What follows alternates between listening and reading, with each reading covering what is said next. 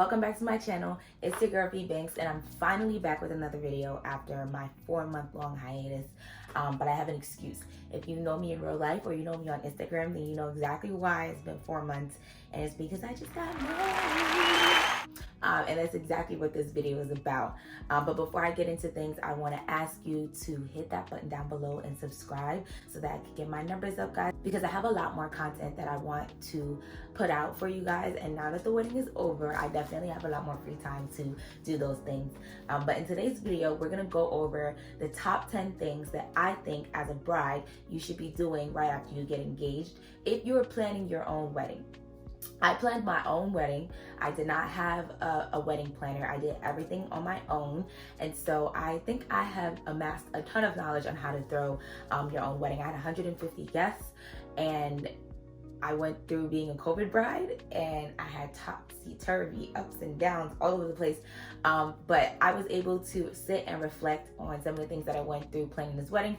And now I'm pushing it out as content for you guys to help you guys plan your own weddings, because everybody's getting engaged. And that's not a bad thing. I love it. I'm here for it. So the first thing that I had on my list is number 1, pick a date.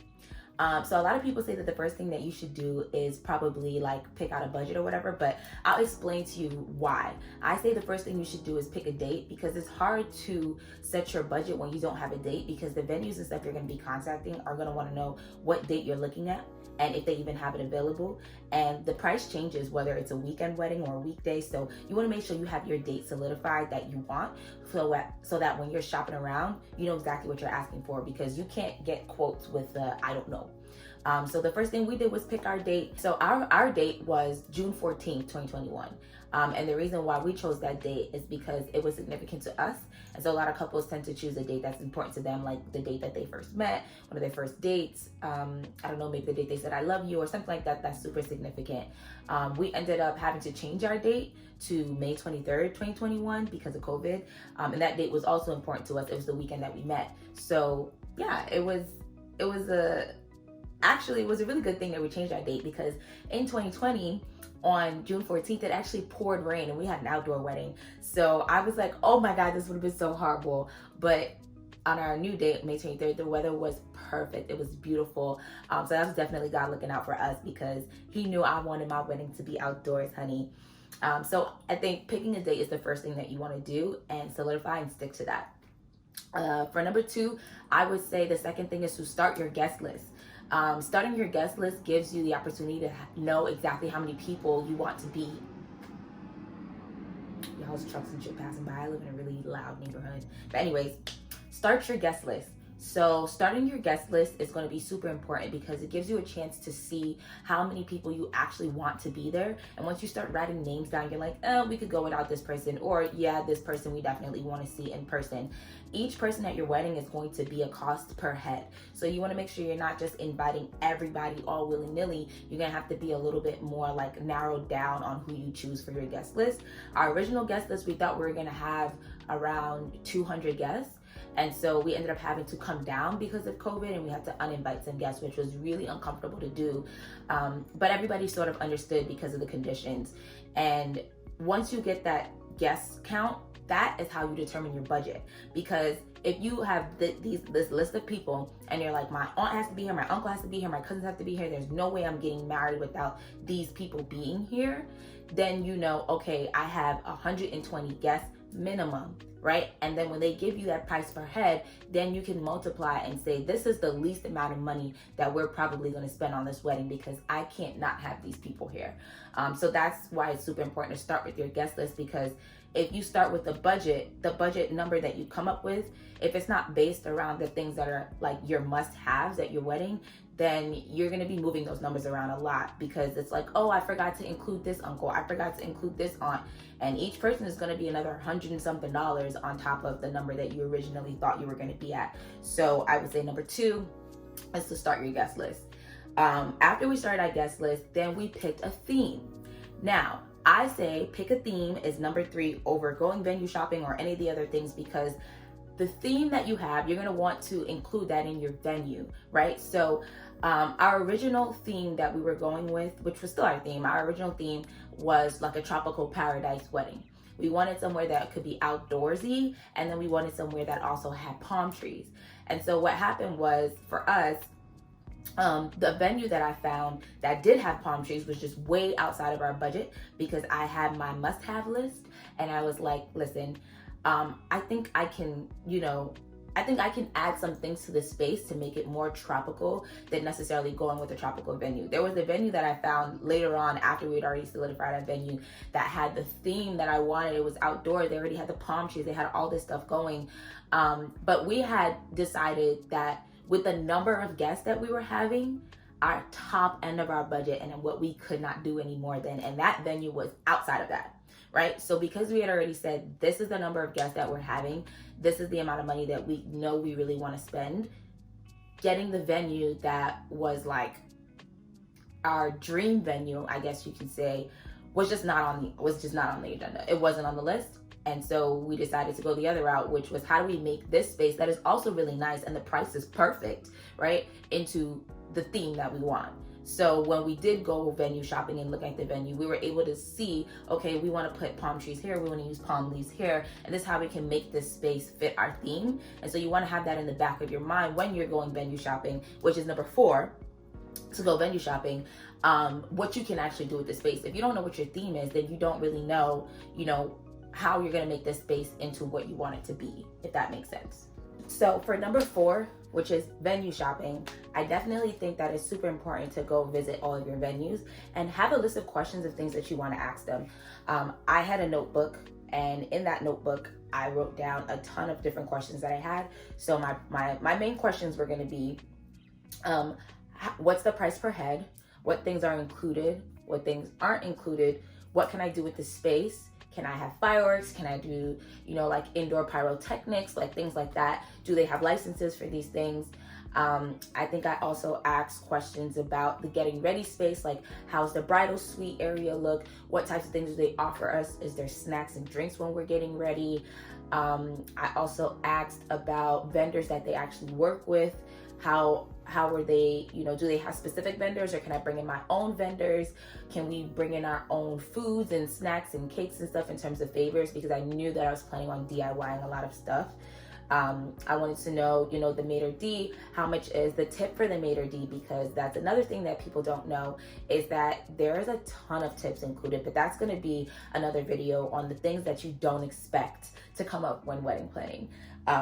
So definitely venue shopping and visiting. Oh, and the one thing that we did do was, when we went to each venue, we recorded a video so that we could go back and look at the venue again through our videos. We also recorded the conversations between us and the venue manager, so that if we forgot a number or a price or something, it was in the video. So that was kind of how we came up with our selection for our venue.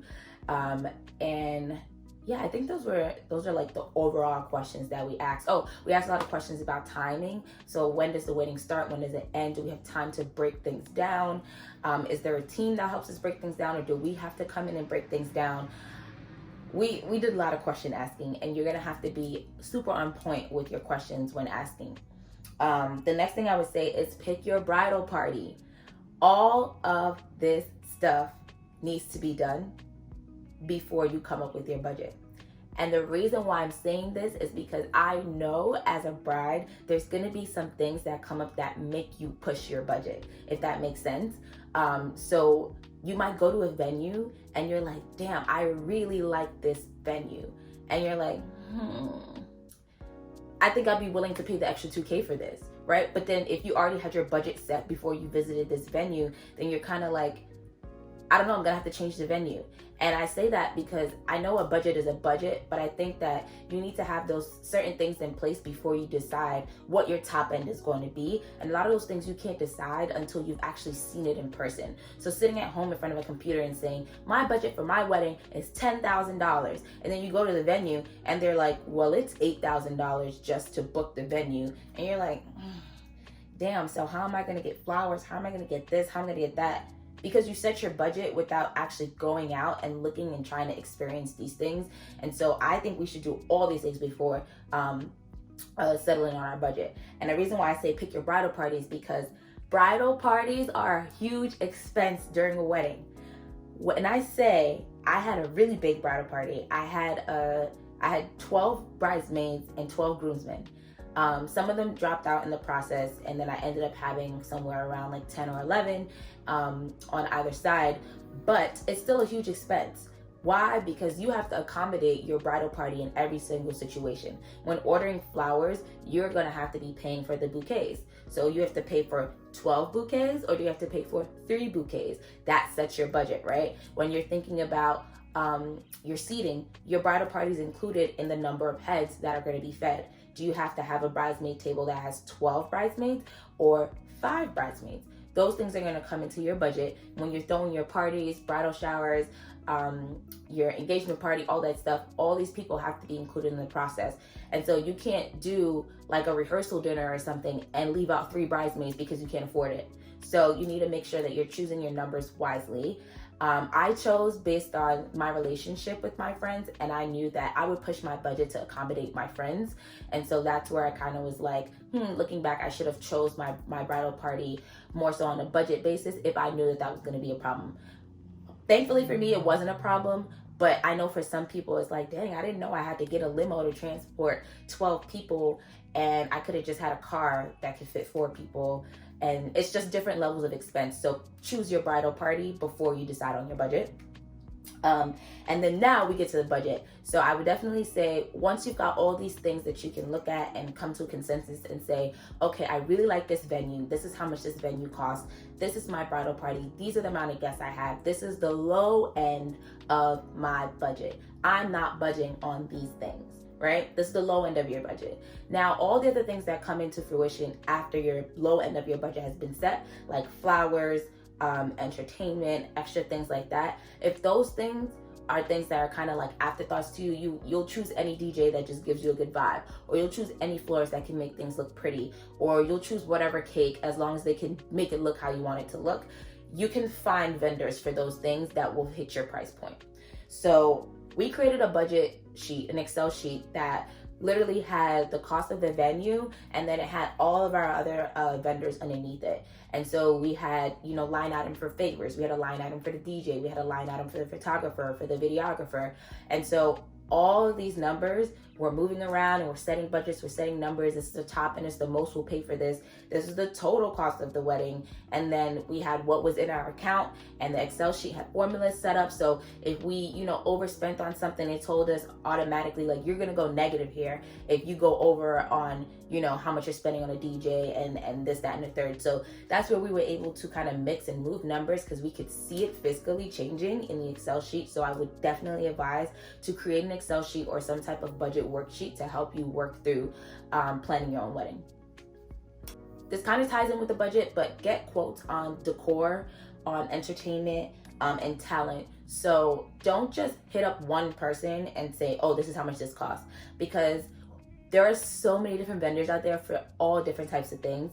If you want to find someone who's in decor that can do everything, including your flowers, your renting, your tables, your chairs, your napkins, all the blah blah, there's a person that can do that. Or you can break it down by separate line items and save money and get, some quotes that are down here, some quotes that are up there.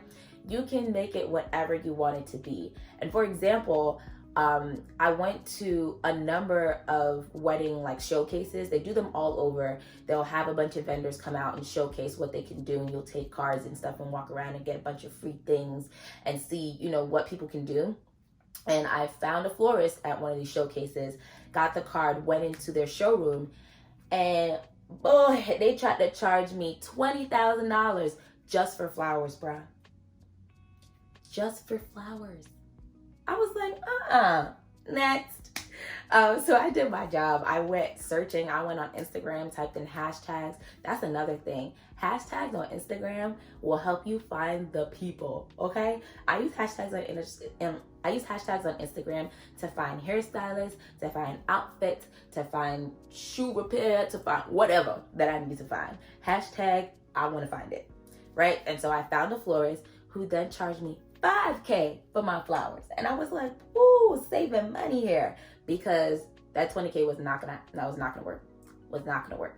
So I can't stress enough to shop around and find different vendors, use Wedding Wire, use Zola, use all these different tools to find vendors to do things for you.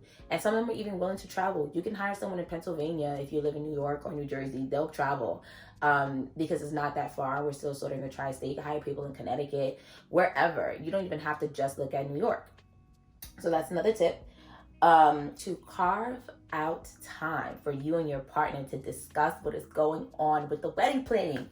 I can't tell you how many times Helene and I were just not on the same page, because honestly, I was doing most of the planning. He did want to help. He was helping with certain things, but I'm the showrunner here. Like I'm abreast with throwing events. I know what I'm doing. And I was like, yeah, honey, this is what we're doing. Click, click, click, click, click. This is what we're doing. Click, click, click, click. I just took out this money. Blah, blah, I just paid this deposit. Blah, blah, blah, blah. And he was like, okay. Carve out time to sit down and discuss things with your partner. There would be times where I would text him like, hey, honey, when you get home, I want to carve out some time to talk to you about the deposit for the DJ, or the deposit for the photographer, go over this contract, things like that. And so if you don't carve out that time, sometimes your partner can feel very left out of the process, or they'll try to like stick little things in that they want to do. And you're kind of like, where did that come from? That doesn't fit with what I'm trying to do. Well, because they don't know what you're trying to do. So carve out time to sit down and talk about things and get each other's opinions on how things are going. It was very important to us that we had equal like input on what we both wanted this wedding to be like and look like. And so if you have a partner that's not very involved, that's great, right? Because then you could just do whatever you want. But my husband was like, I'm involved in this. I'm helping with invitations. I'm helping with this. I'm helping with that. And I was like, okay, well, I'm going to give you the rundown and this is where you're going to fit in. And so we would check in very frequently on, what my bandwidth was, what his bandwidth was, where we were with money, who was depositing what into an account on what date. And just, okay, let's go over these contracts today. Let's see what we missed, what we didn't miss. What do we need to do in order to deliver to these vendors? Then my next thing would be to hire a day of coordinator. I'm gonna scream this from the mountaintops. If you're planning your own wedding, you need to hire a day of coordinator. If you're planning your own wedding, you need to hire a day of coordinator. I thought that I was not gonna need to hire anybody outside to do anything because I got this. And then one day I was like, I ordered all this decor. Who's gonna be putting up all that decor while I'm in hair and makeup? Who's gonna be making sure everything looks the way I want it to look if I'm in hair and makeup?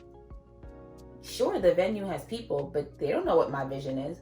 They don't know what I want it to look like. And I'm sure enough not gonna be able to explain it to them that morning for 1 hour for them to be able to understand fully what I'm envisioning.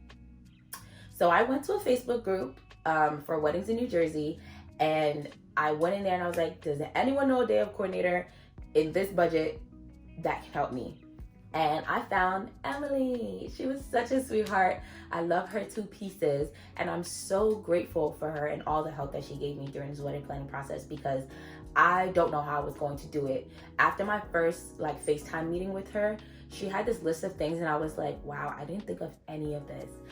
I was just going with the face value stuff, but she was very much on the back end, behind the scenes, you need to have all these things figured out. You didn't even have a timeline of the events. And I was like, I know. It was so sad.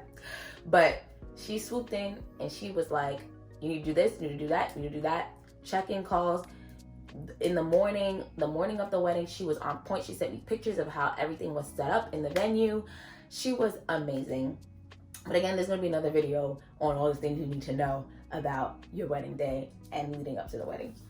And then my next and last tip is schedule time for self-care, baby. Schedule time for self-care. And the reason why I'm saying this is because I'm speaking from experience. I did not schedule time for self-care throughout this planning process, and that was the biggest mistake ever. I was going, working 9 to 5, working my side business, planning a wedding, and taking care of a family. The burnout was real. Open your calendar and schedule a time for self-care. Friday, I'm taking a bath. Thursday, I'm going for a walk for even just an hour. Because, baby, being a COVID bride and doing all of that and actually not having anywhere to go to do any kind of I would just exit stage left now, because it was intense. And I know that, outside is kind of open again. Schedule some self-care, because you're gonna need it. You are going to need it. But thank you guys for watching this video for my 10 tips on what to do after you get engaged, if you're planning your own wedding. If you're not, I think some of these things apply too.